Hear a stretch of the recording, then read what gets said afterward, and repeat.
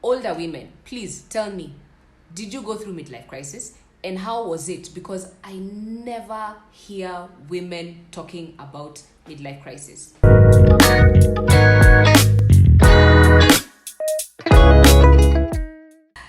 Hi everyone. Welcome back to my channel, my podcast really. The Unafraid podcast, honest conversations about life, love, healing, and growth. Now, today I want to talk about midlife crisis.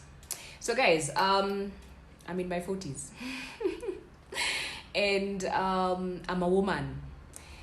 I don't know about you, but I think when I was growing up, 99% of the time when we used to hear about midlife crisis, it was the men. It would be like, I think I remember when my dad was going through midlife crisis and the house was a bit chaotic. So I kind of remember that phase. And, we watch all these movies about men going through midlife crisis. That's the time when they end up marrying second wives or having other women on the side, or they buy this fancy car, or it's always on the men. But for me, I don't think I ever really, I knew that women go through midlife crisis, but it just didn't occur to me how that looks like, right? So let me give you a story.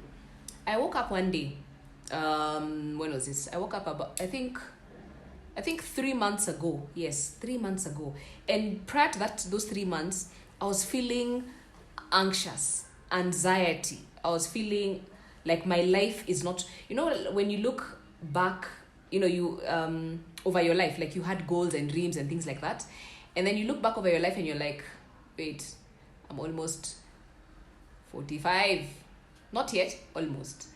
And I've not achieved my goals. My financial goals are not yet there. My life goals are not yet there. My social goals, relational goals are not there.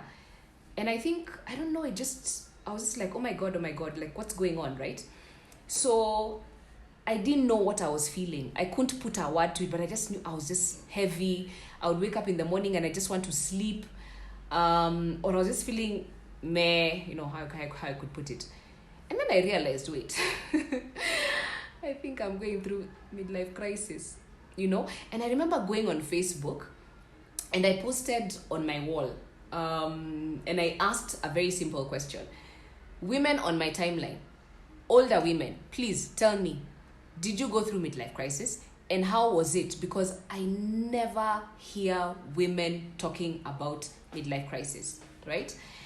And the interesting thing was there were quite a number of comments, and there were quite a number of women, older women in my timeline, who I know they're older than me, who actually said, yes, we do go through midlife crisis. I went through it.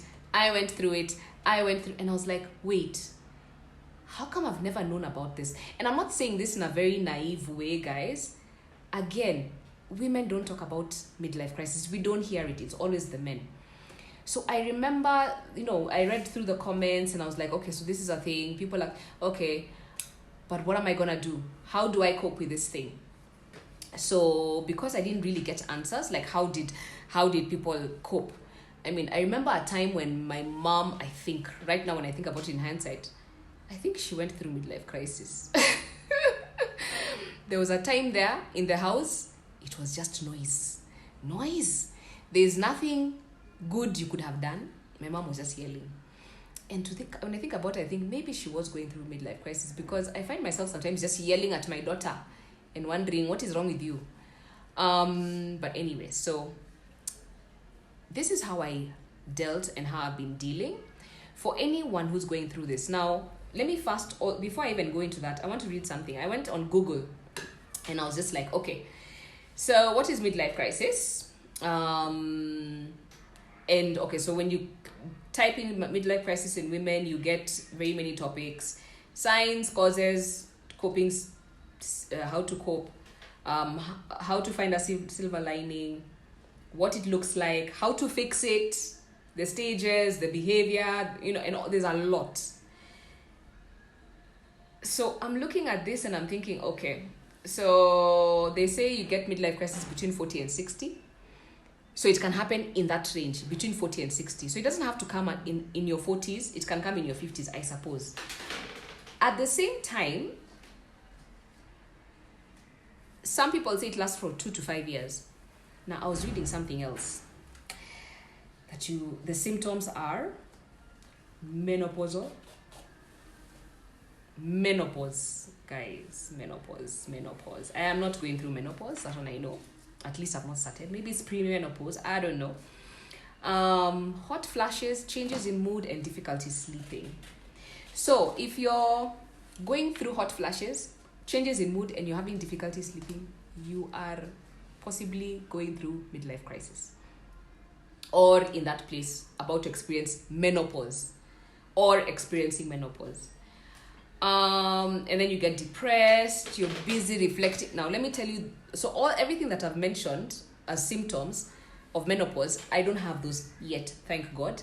But there are certain signs that I have noticed. Sleep problems for sure. Depression for sure. Sometimes I just wake up and go, oh my God, I want my mother. A sense of loss. And sometimes I just want to change my entire life. Like if you told me today to jump on a plane and go to Timbuktu and never come back, by then I would consider the only thing keeping me here is my child. She's very lucky. Anywho, so that was that. Anyway, how did I cope with midlife crisis?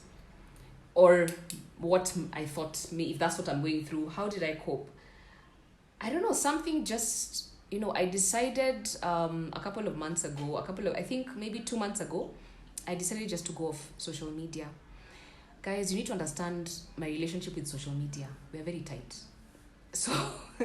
So leaving social media is not easy. Like, it's also part of my job as a digital marketer. And so I'm always on social media. But now I was like, I can't do this anymore. I need a break. I need to stop looking at people's walls and comments. And I realized also, part of my anxiety was, there's a certain wave going on right now, I feel, among women.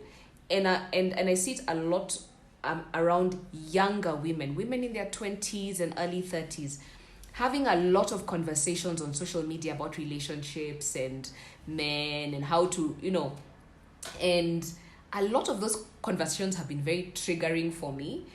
And not in a very bad way. I don't know why, but I just feel like, no, some of the things I'm reading are just not, I don't think it's good advice that people are reading out there. And it's been triggering. So I was like, okay, fine. Let me get off social media and take a break. So that's what I did. I literally got off social media. The only way that I was logging into social media was through my clients' accounts. So not through my personal accounts.